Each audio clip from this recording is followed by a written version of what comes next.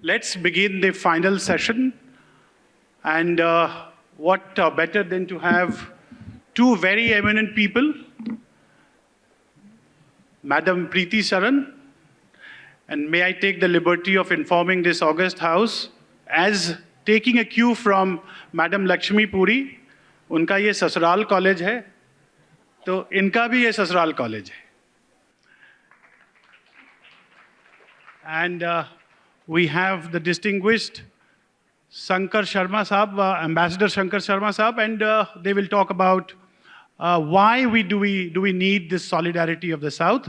So this session will ask Honorable Ambassador Preeti Saran ji to make a presentation for 10 minutes, and then His Excellency the Ambassador of Nepal will speak for 10 minutes, and then we'll have the engaging sessions. Thank you.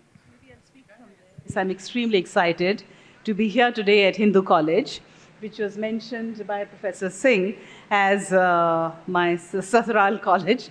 Well, I was from South Campus. I went to LSR, so rarely ever visited Delhi University. But yes, I got married to an alumni from Hindu College who can never stop talking about his happy days here. Coincidentally, he was here just yesterday, I think addressing some of you perhaps.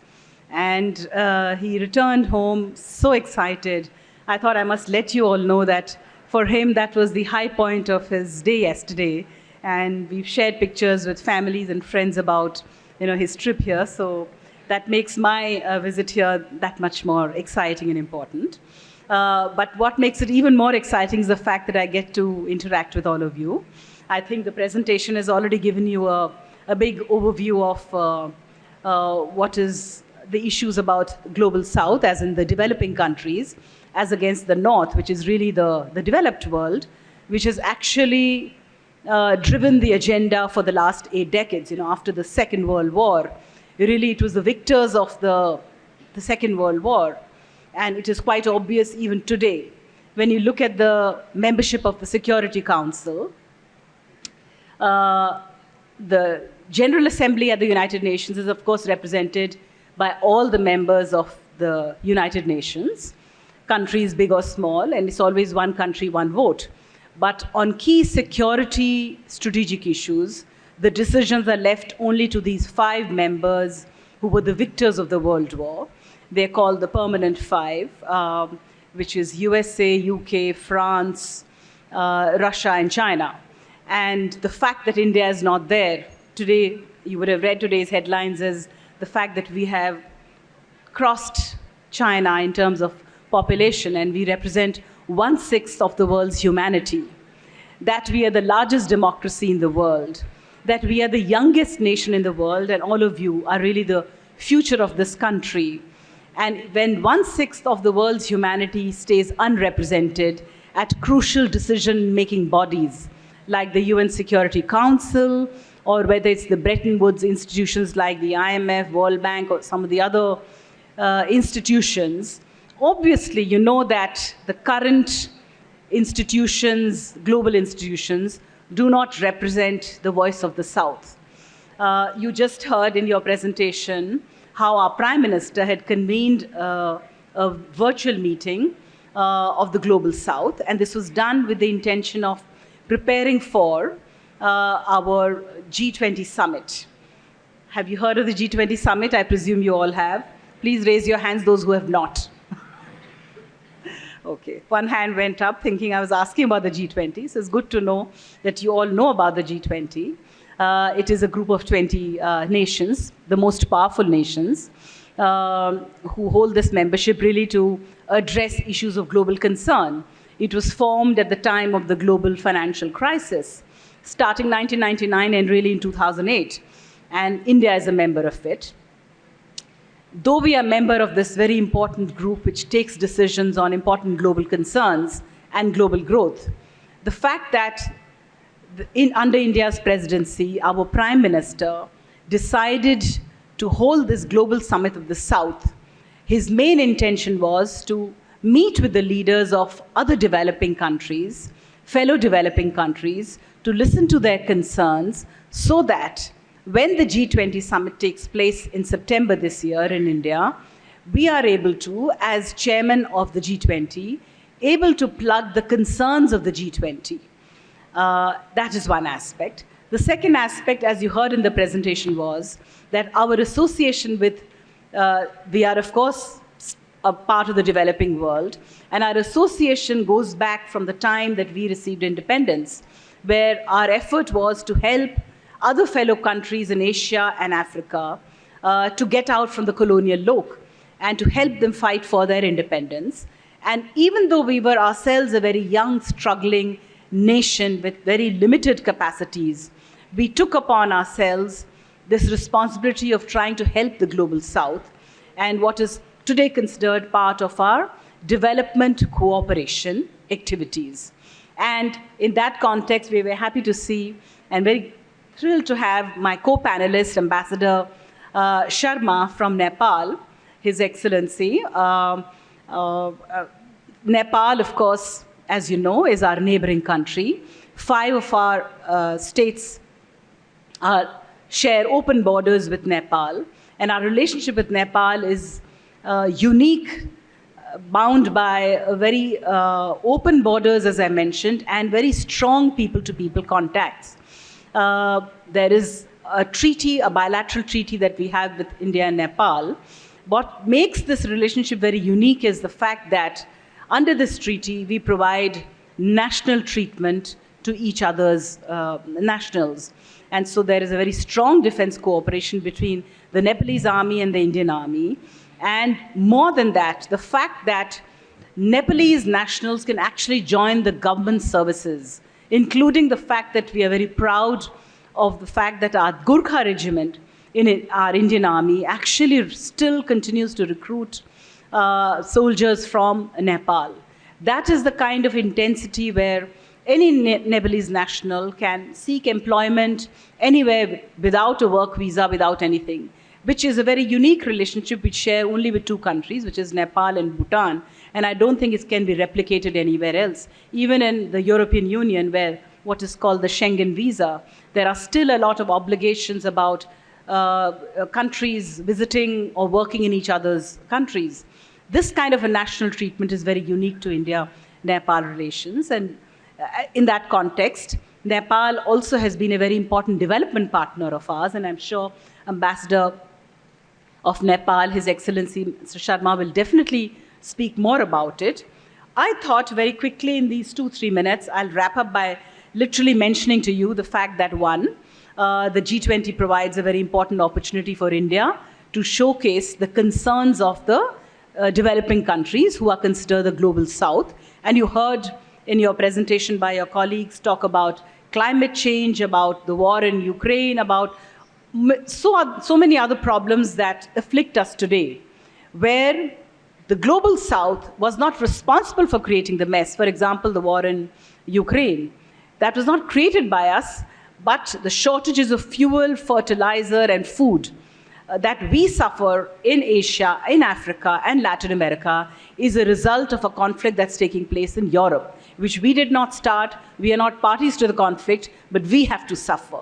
Similarly, climate change is another issue which today, if we are having flash floods and cyclones and other problems, it is on account of rapid industrialization that took place in Europe, in North America, at a time when we were not industrialized.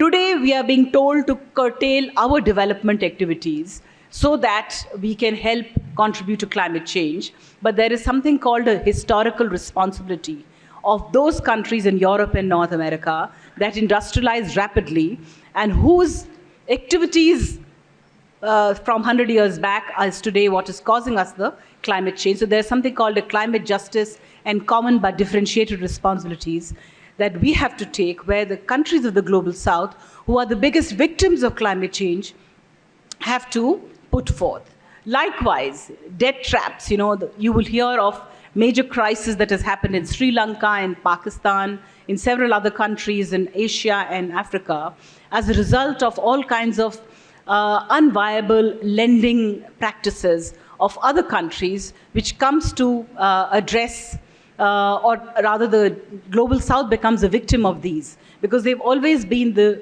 rule takers and not the rule makers. And once again, it is the Global South solidarity which comes in very important. And here I thought I would mention to you that India, of course, as a developing country, in spite of its limited resources, has focused a lot in providing a development partnership to fellow developing countries in three aspects.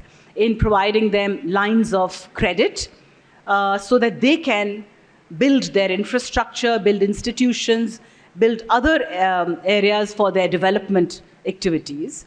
The other thing we do is in terms of giving grants, especially to our neighboring countries, where we have helped build a lot of important economic projects, including rail lines, roads, electricity lines, connectivity, etc., which is part of the development programs of the countries, of our neighbors in particular.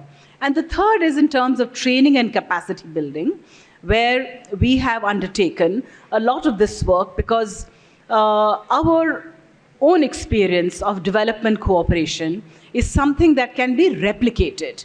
You know, if a rich country were to come and tell us how to do a certain project, how to undertake a certain training program, how to start a certain activity, they come from their own background, which does not exactly gel with the requirements of, say, a poorer developing country. In India's case, what we have found is all the development cooperation training programs that we've undertaken, we have done it because our levels of development are matching with our fellow partners, and so our experiences can be scaled accordingly and transposed in that context. The other reason why India undertakes these development cooperation activities, as you know, I mentioned that it is part of our heritage of having helped our fellow developing countries, and to quote Mahatma Gandhi, who said that my service to India includes service of humanity. And that is the core reason that drives us. In fact, you know, when our Prime Minister was in Uganda and addressing the government and the parliament there, he said, and I'll quote, "Our development partnership will be guided by your priorities. It'll be on terms that will be comfortable for you and that will liberate your potential and not constrain your future. We will build as much local capacity and create as many local opportunities as possible." Unquote. I quote this because this is a very important point. You might have heard of other development cooperation activities undertaken by some other richer countries, or you might have heard of examples, read about, for example, the Belt Road Initiative started by China. And today, a lot of these Belt Road activities undertaken by China, whether it was Sri Lanka, Pakistan, several countries in Africa and Asia, have suffered on account of a very, what is called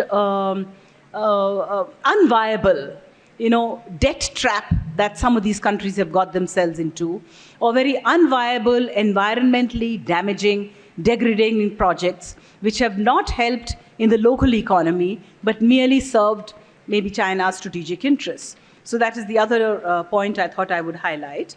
And finally, I thought I would just mention to you that more recently, even during the COVID crisis, and you were all, I'm sure, aware and perhaps would have read about the kind of assistance that India provided.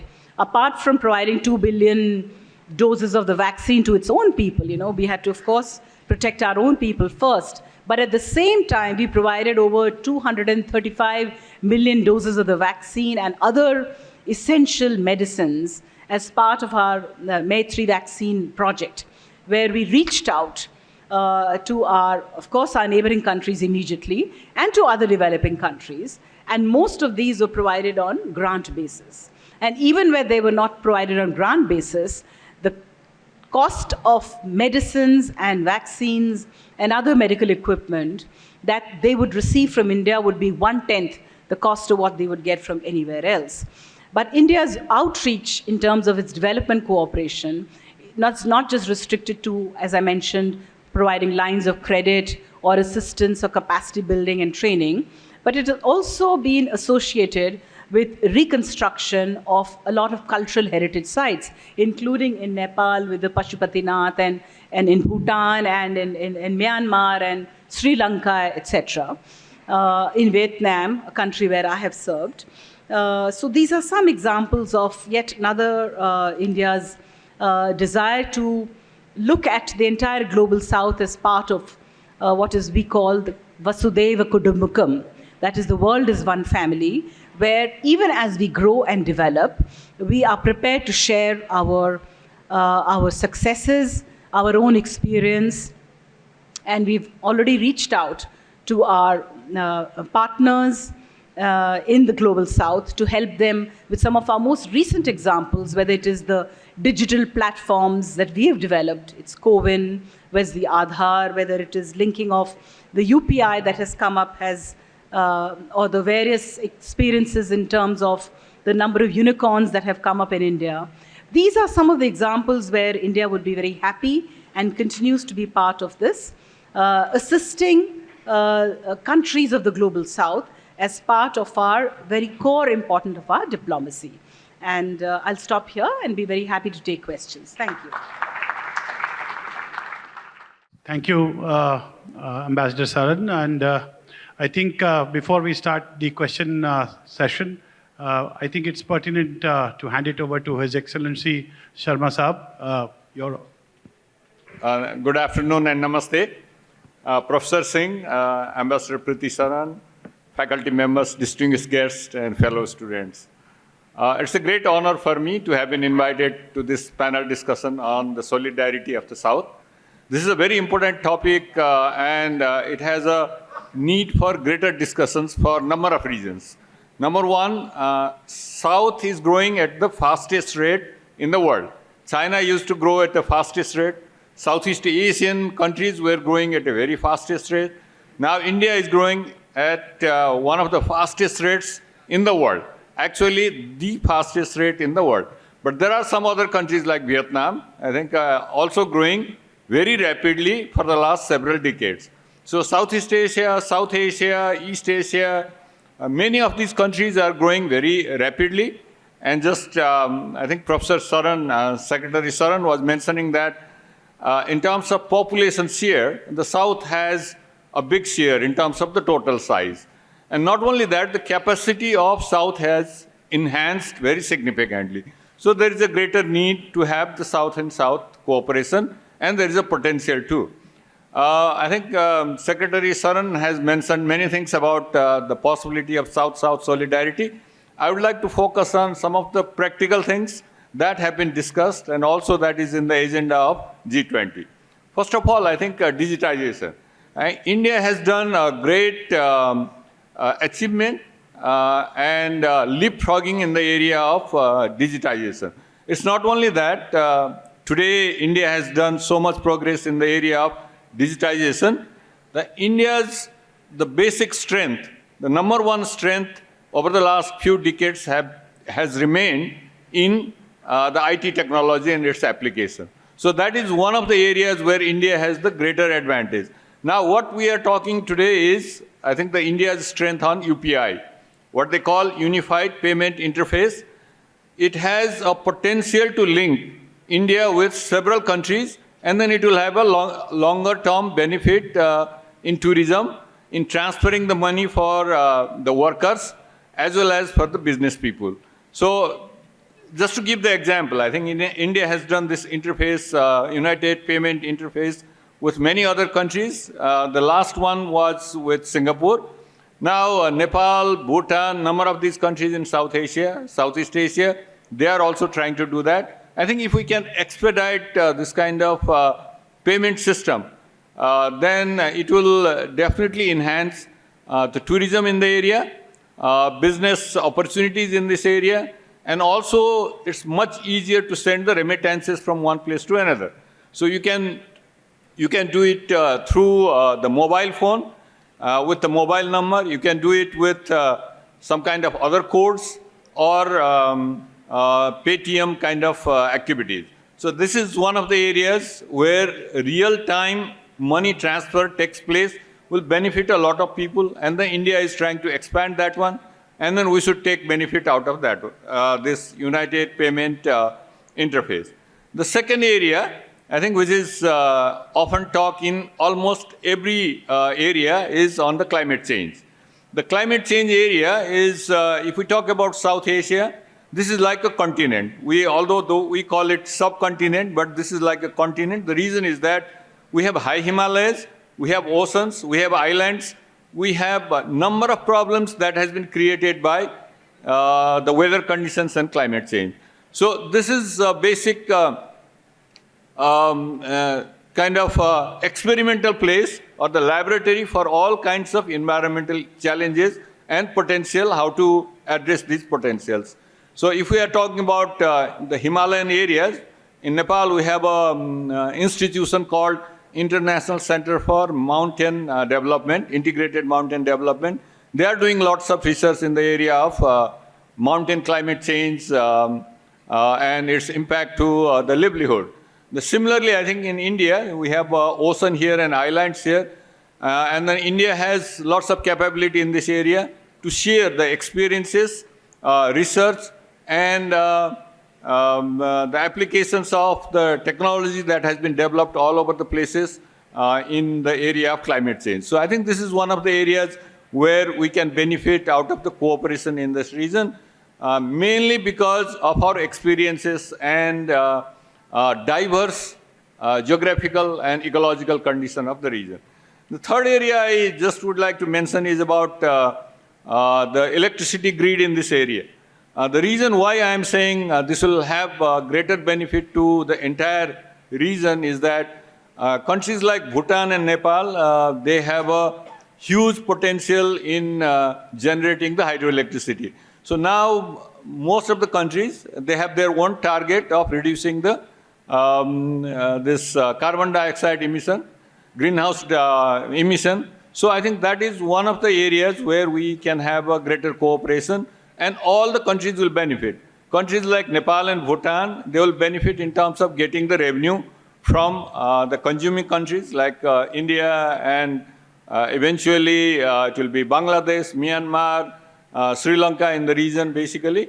But these countries, they don't have to spend money in generating the renewable energy in South Asia. So I think they can get the energy that has been invested, generated in some other countries.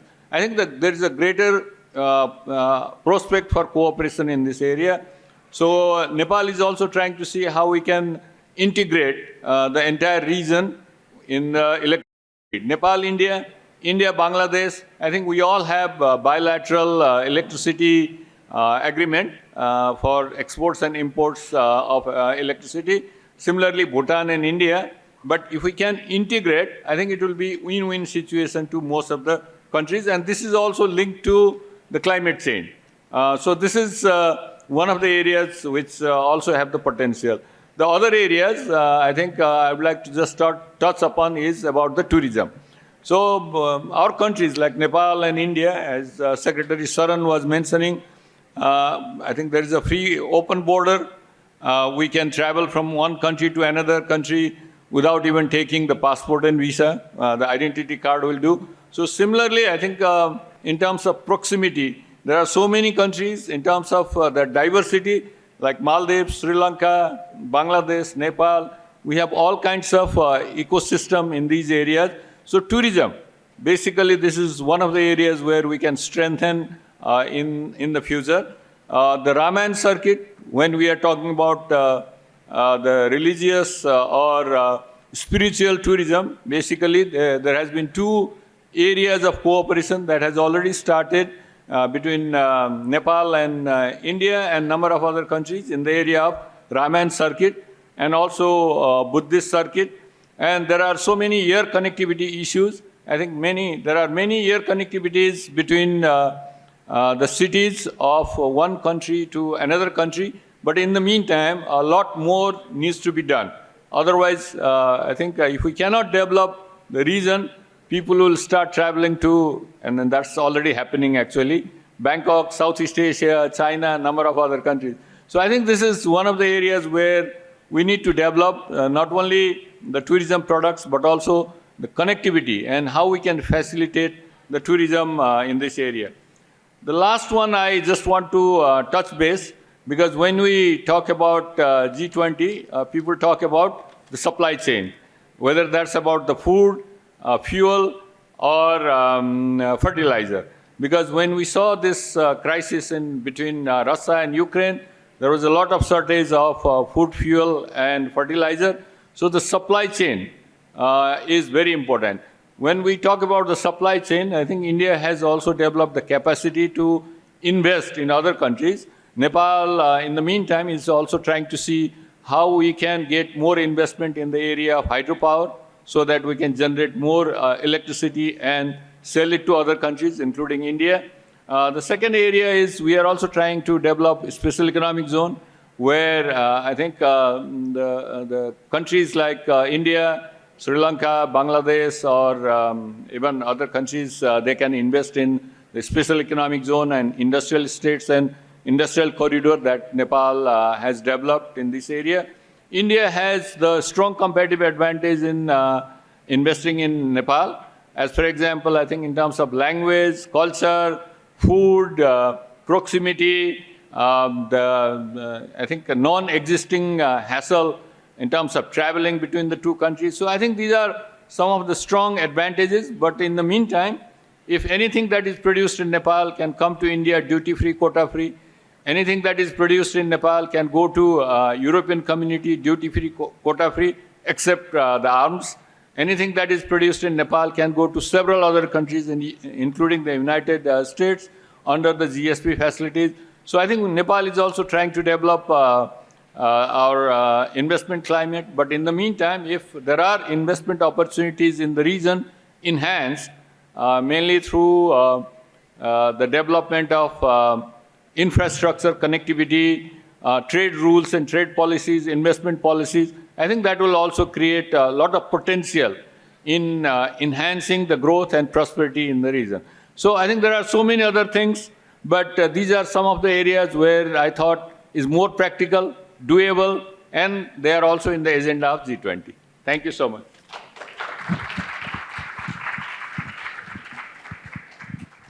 Thank you, Your Excellency, Ambassador Sharma. So I was just wondering, a simple Google search or just a book on foreign policy, when you look into these ideals of global solidarity or solidarity of the South, you know, it invariably takes you to issues which were issues of the past. I'll try and play my role as a devil's advocate here. Now, these issues were issues primarily of the North-South dialogue and NIEO, you know, the UNCTAD. These were issues primarily we studying in on the cusp of the pre-globalized and the post-globalized world. For us, these were the issues which really mattered in terms of the South solidarity. The Afro-Asian unity, East-West rivalry. But in the globalized world, none of them seem to be existent. The issues that we've been looking into are issues which are of global concerns. I mean, these are collective issues and every country in the world has to come on board.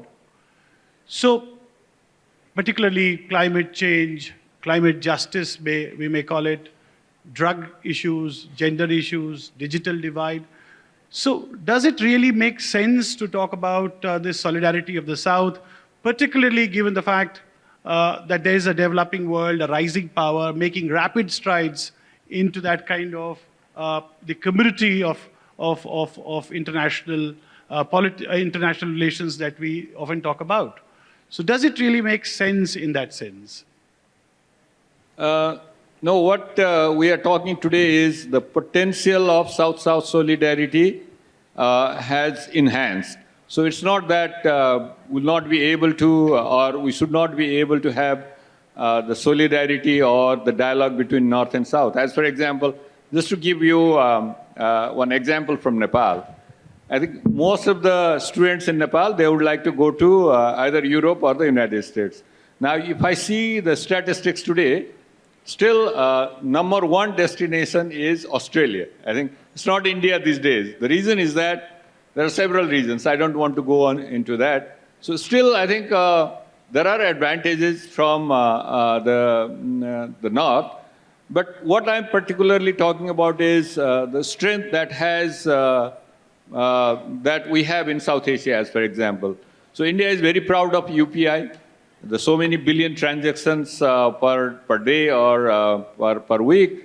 So, and then the interface between the UPI that exists in India and with other countries, I think it has enhanced. And not only that, I think some of the developed countries are also trying to learn what India has done in the area of digital transformation and its applications. So the South definitely will benefit out of that one. Similarly, I guess, when we are talking about climate change, definitely, I think the South Asia, as I said earlier, it's just like a continent in terms of diversity. So there is enough scope, because now India has also become so capable in terms of doing research activities, sharing its experience, and also India has the policy of neighborhood policy first. So I think this is how gradually, by building block, enhancing the building blocks, we can enhance the solidarity among South. Also, there are political reasons, no doubt about that. I think because I'm sure some of you have done the political economy analysis. These days, what people say, the academicians say that, yes, we have textbooks in political science and economics and technology, but until and unless you do the political economic analysis of any plan, that may not be successful. So I think it has a political angle too. Thank you. Madam, will you take the same question? Well, I can certainly give some comments, although I have perhaps spoken about it in my opening remarks, but I thought I'll quickly recapitulate the points. You said you're the devil's advocate, and so therefore you've raised issues which, in your opinion, are issues that were issues of the past, issues of North and South. So I will respond to that remark of yours. Certainly when we look at solidarity of the global South, it has to be a North-South issue, because collectively the global South definitely has been a victim of rules that were imposed upon us, whether it is multilateral trading institution like the WTO, where we were literally rule takers on intellectual property rights, on agriculture. We, as developing countries, got together to inject what is called the Doha Development Round, or the developing countries' concerns, where we said we should all be given special but deferential treatment. That is a fight that continues to go on in the WTO. And one of the reasons why the WTO and the multilateral trading system has not worked as well as it should have is because the rules were made by the rich countries to serve their interests in agriculture, in other areas, and they've been very insensitive to our concerns on intellectual property rights, on agriculture, on issues of core concern. A country like India, where 70% of our population is actually in the agriculture sector. And that is where countries, the bigger countries like India, with the support of all other smaller countries who've been victims of the same unfair rules, have been able to put a collective voice in multilateral institutions like the World Intellectual Property Organization, the WIPO, where we talk about intellectual property rights, or in WTO, where we talk about trade rules. And in fact, for that reason, we've gone outside of the multilateral trading system to create our own trading blocs, including sub-regional ones within BIMSTEC, with ASEAN, with some other countries. Now India is, of course, doing one with EU, with Australia and others. And so what I wanted to say was that we are no more now prepared to accept rules that were made by the rich countries 8 decades back, first one.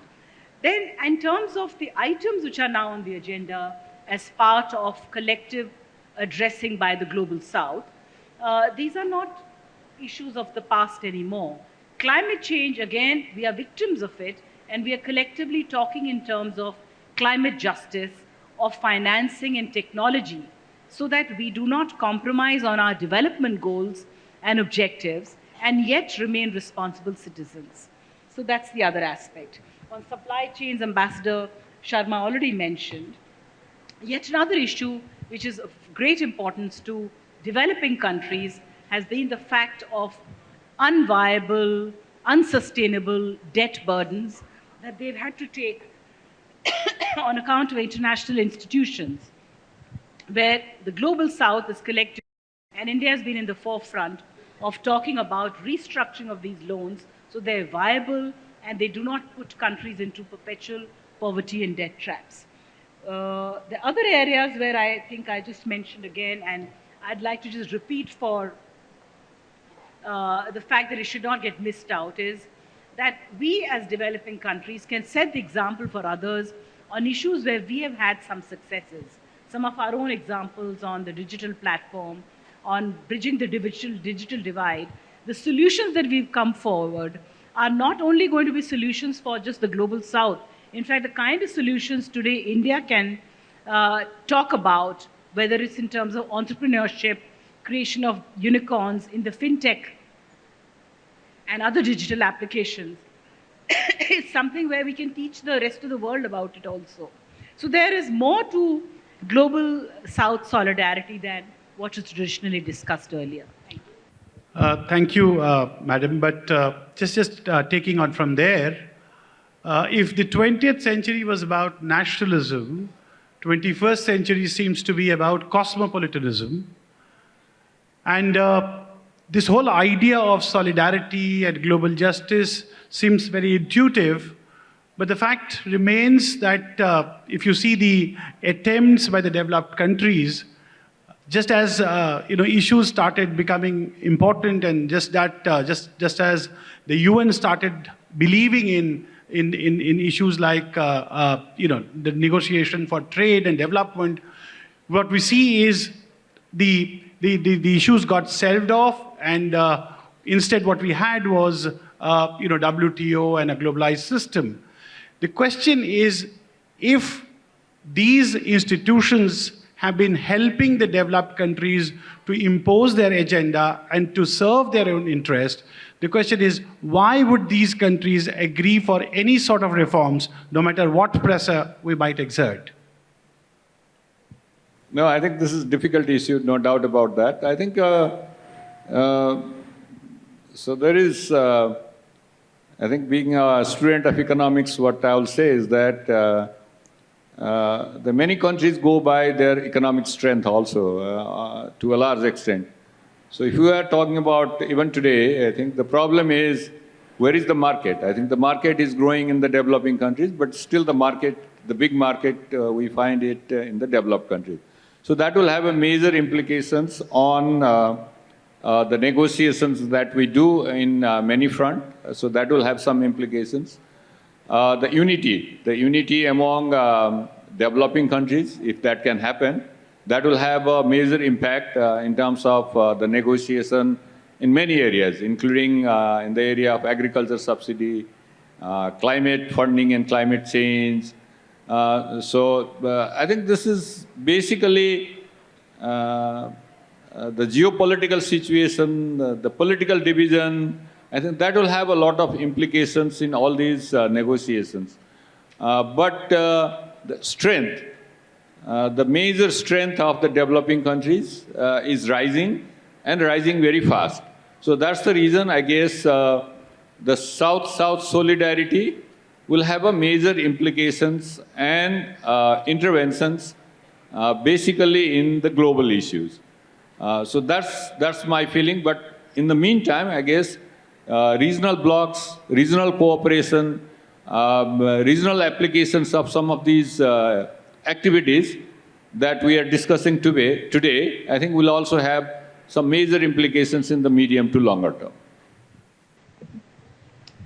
I couldn't agree with everything that Ambassador Sharma has mentioned, so I will not repeat them. But absolutely, this is the reason to answer Professor Singh's question as to why would the developed countries give the space to us and allow us to make the rules when they stand to their advantage.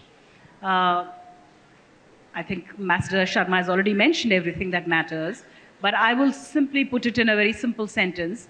That is because we matter. We did not 8 decades back, but today we do. Apart from the fact that we are 3/4 of the world's population, We are also the youngest populations. The demographic dividend is to our benefit, and therefore the potential for future growth. The engine of growth is going to be the global south. It is no longer a unipolar world. It's no longer just a bunch of 7 rich countries who will make and create and sell to each other. The biggest market today rests in the global south. And if they have to sell their products to us in a more globalized, interdependent world, they cannot ignore the rising strength of the global south. And which is why we matter, and which is why our views matter, and which is why our unity matters, and which is why collectively our strength matters. So despite being a devil's advocate, I would agree here that we do matter. And if we do matter, we'll make our voice heard. The question then shifts to something else. Would that also mean that the developing world takes us as its moral leader? Yeah, of course, to talk about whether the developing world will take us, and here you're referring to the question as India, whether India will be taken as the leader. I think already it has been acknowledged. The fact that, when our Prime Minister convened this meeting of the Global South, I can just give you the numbers. 125 countries participated, which included 29 countries from Latin America and Caribbean, 47 countries from Africa, 7 countries from Europe, 31 countries from Asia, and 11 countries from Oceania. I think that is also mentioned in the presentation. In addition to that, I'm not just talking of this particular summit, which is the first of its kind ever hosted by the chairman of the G20. The G20, as I mentioned earlier, is a group of the most influential countries. Why is it that none of them ever thought about consulting the global south, but India did? That is one point. The second point is India has taken several other initiatives just of developing countries where it has managed to be able to put together, and I can give you a very small example of the fact that when I was posted in Geneva and I was handling the World Intellectual Property Organization as a delegate representing my country, we were able to, and that is an organization which talks about intellectual property rights, which is very much an industrialized nation's gad, their domination. And in that organization, bigger countries like Egypt, India, Brazil, and several others, with the help of all the other smaller countries, including Nepal, we put together what is called the development agenda for intellectual property rights. Similarly, in the World Trade Organization discussions, it was India, along with other developing countries, that put together the development agenda. Similarly, when we hosted what is called a conference on UNCTAD, we were able to inject what is called the policy space. So repeatedly in international institutions, India has always been in the forefront in being the voice of the developing countries. And the fact that we've been able to put together all of them, even in the reform of the United Nations, there is currently a discussions taking place at the UN on reform of the Security Council and other institutions, where India has taken the lead, and India has been joined by a whole host of other countries from Africa, from Asia, from Latin America, supporting our views. So I would say I'm very confident that, of course, India's position is heard just by the examples that I've cited. In addition to that, there is a certain reputation that India has, and which is why I wanted to share India's development cooperation programs, is that India never imposes. Whatever activities we undertake in the developing countries, it is always need-based, demand-driven, and requirement of the country that is actually the partner country that wants to have a development cooperation with India. Now, that kind of a reputation, or the fact that India talks in terms of the world being one full family, Vasudhaiva Kutumbakam, or the other dictum that we follow, which is called Sagar.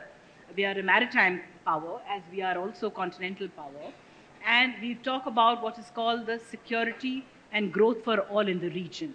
It is always that India has never tried to fend for itself, but taken everybody along. When the tsunami hit the Indian Ocean in 2005. India was the first responder that reached out to Indonesia, to Sri Lanka, the worst affected countries. And we followed a similar model for all other natural disasters, including during the COVID pandemic.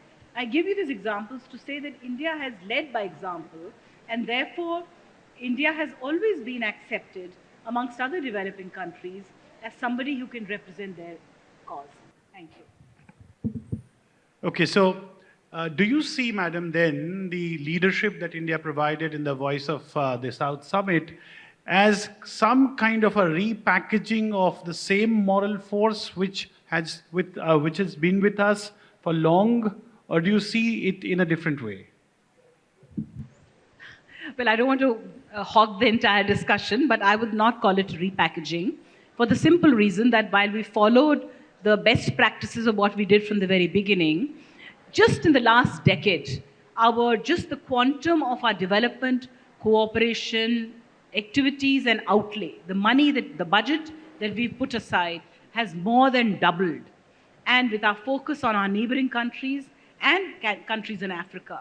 So just by that, I would say that no, it is not repackaging. It is actually the original package raised on steroids. Okay, thank you, ma'am. I think there's one more question that we just should pose to His Excellency Shankar Sharma ji, and then we'll make the floor open for students. So what tangible gains could India have?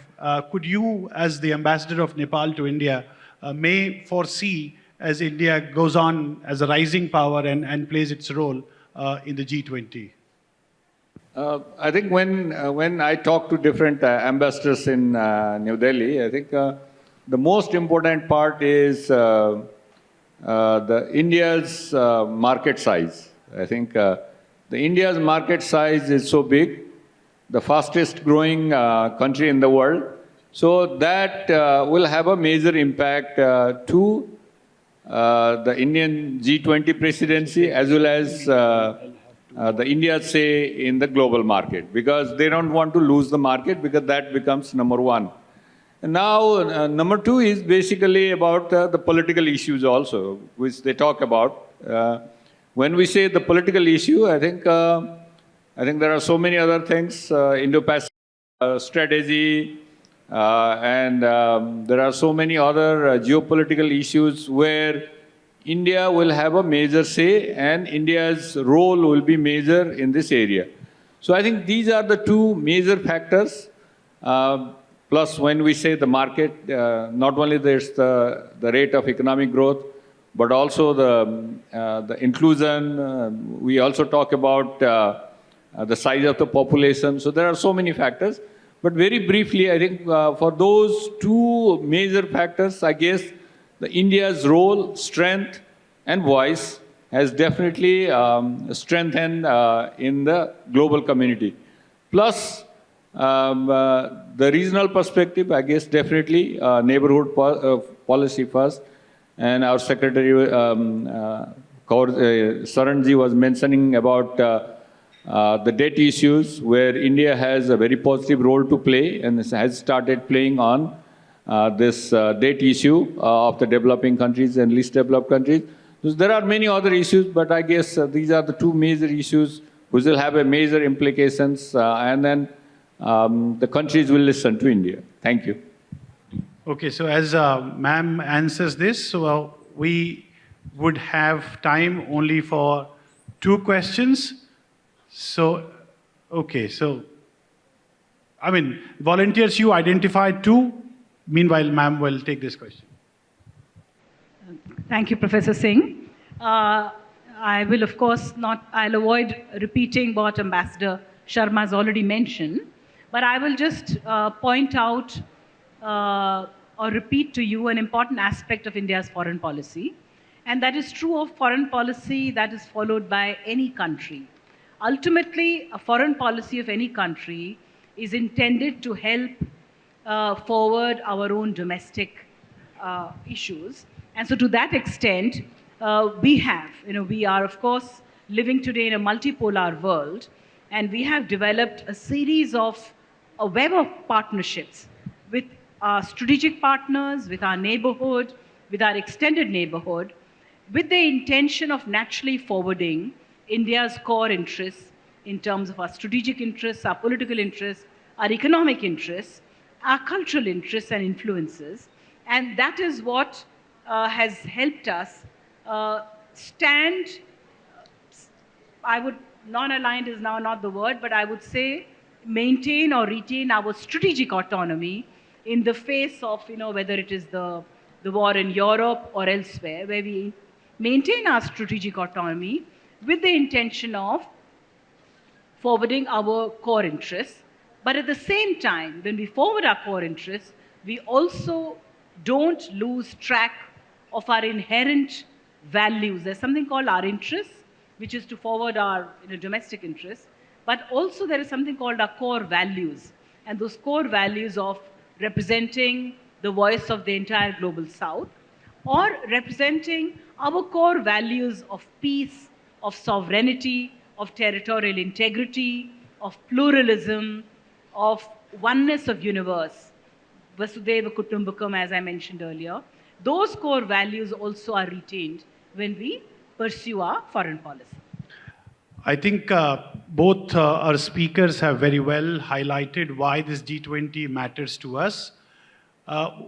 We know this very well, that power becomes brute force unless validated by moral ideas. And I think the Prime Minister is leading on that front in terms of creating a value system while also at the same time asserting that, well, it's been too many years now, too many decades now, and this is the moment that we have arrived. I think we've had a very fruitful discussion, but there are some students waiting in there. Namaste. I am Rajnish Shah from Nepal. As we are discussing on a voice of a solidarity in Global South, I wonder about SARC, South Asian Association for Regional Cooperation. A discussion forum specifically for South Asian country was formed with a great enthusiasm and expectation in 1985. However, it is now almost defunct. How do you see cooperation among South Asia growing when form like SARC keeps getting sidelined? Well, thank you for the question. At one stage in my own diplomatic career, I was heading the division of SARC. And I had worked very actively when India hosted the SARC summit in 2007. So I can say that I'm emotionally very attached to the subject of SARC. India, of course, is a founding member along with all other countries of South Asia.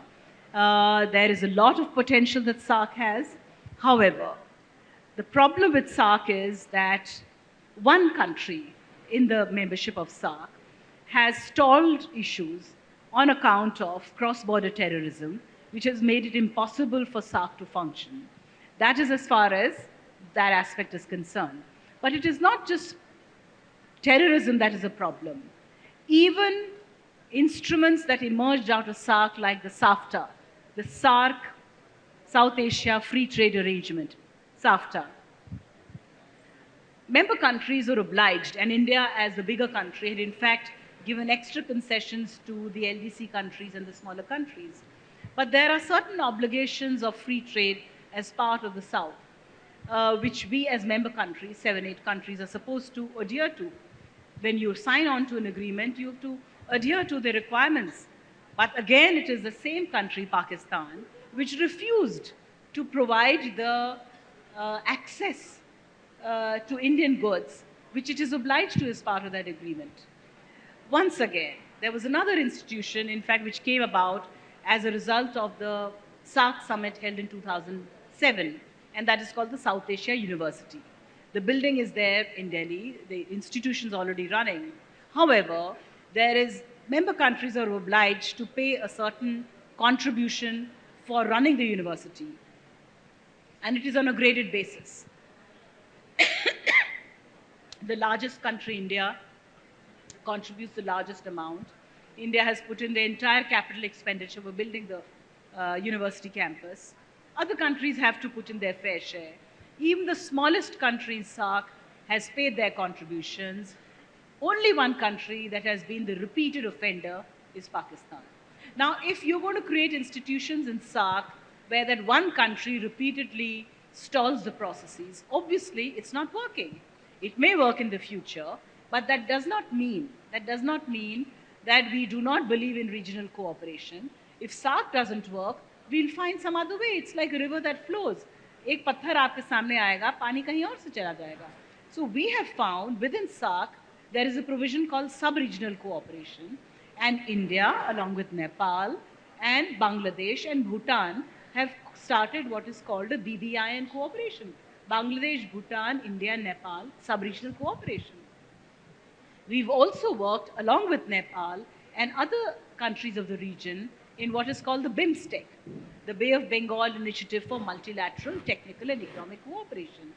It comprises of many countries of SAARC and 2 countries of Southeast Asia, Myanmar and Thailand. And we are in BIMSTEC, in fact, is going full steam ahead with a lot of regional cooperation, which has been denied in the SAARC context. So just because one country stops doesn't mean the others will stop. We will continue our cooperation within the continent and the subcontinent through other means, and that's what we will do. We hope that the differences between countries are eliminated and we revive the SAARC, and that will give us greater benefit in the area of trade, investment, tourism, and overall growth and prosperity of the region. As Ambassador Saran was mentioning, there are other regional groupings also. They are moving slowly. Even the SAARC was moving very, very slowly, no doubt about that. But the whole thing is that we need to expedite what we agree in different forums within, whether that's the sub-regional cooperation or the regional cooperation. I think that's one of the biggest challenges. Thank you. Good afternoon, everybody. I'm Vidushi, a political science student from Hindu College itself. So as a geopolitics aficionado myself and with a greater inclination for Sino-Indo issues, my question would be slightly China-centric. So we've been seeing that China has had hegemonic aspirations and has been advancing its infamous debt trap diplomacy that Ambassador Saran talked about. And even though India offers assistance at much more liberal terms, we see to the global south, we see that China's strategy to entice the poor countries by offering cheaper loans to meet its belligerent geopolitical needs has been quite successful in luring these countries, the BRI that ma'am talked about. And that has seemed to have an edge over India in advancing assistance to these countries. We saw that China offered approximately $1 trillion worth debt to these countries in the last decade.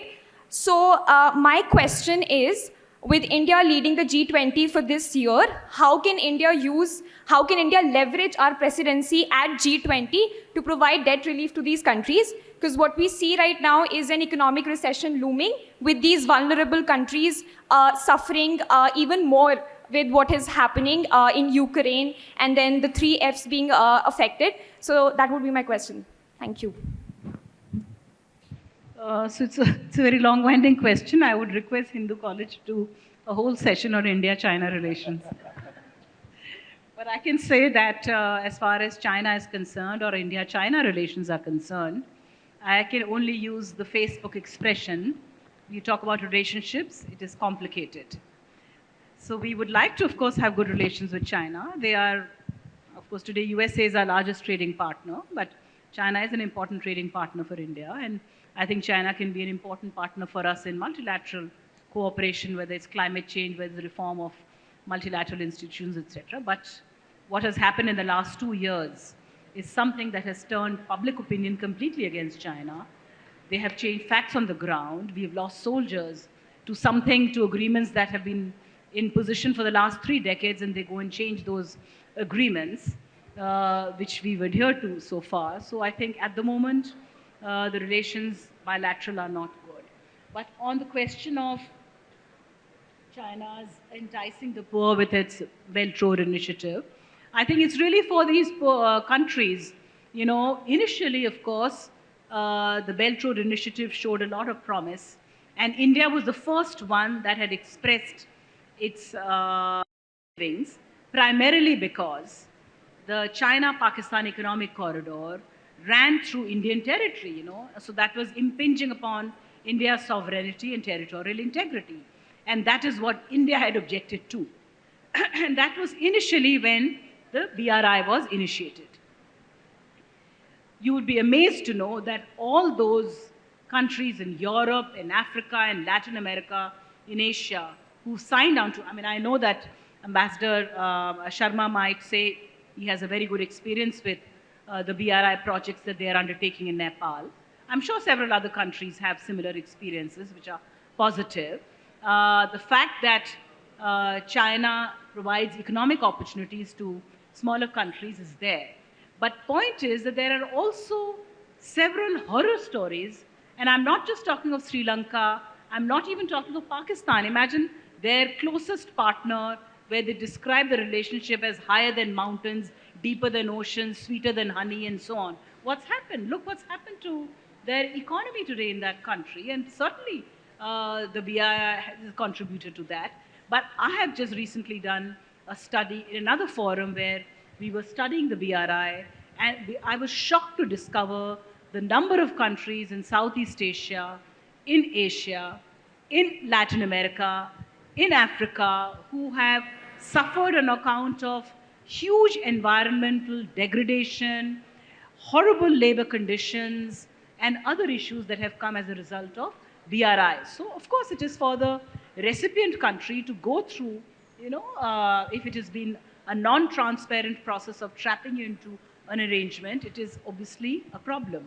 Where India can contribute to debt relief as part of G20, as I already mentioned, India is already in discussions with the other members of G20 to look at multilateral institutions for restructuring such loans which have become unviable for developing countries, where, you know, by the time they take loans, to repay them itself has become the biggest vicious cycle which they are not able to fulfill. So to that extent, India is, I think, the biggest voice in pushing for that.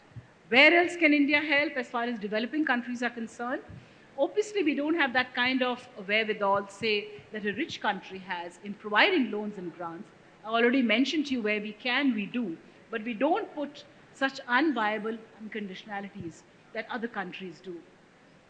But where India, I think they're most successful, apart from some major projects which have helped in build and contribute to economic development of the local country, where India's example of its own successes and India's capacity building and training programs that India can provide, only because those are, have been successful in a developing country context and is bound to be helpful and successful in another developing country's context. I think the principle of external borrowing is the same to all the countries. So I think, first of all, we have to be responsible ourselves, the country that borrow.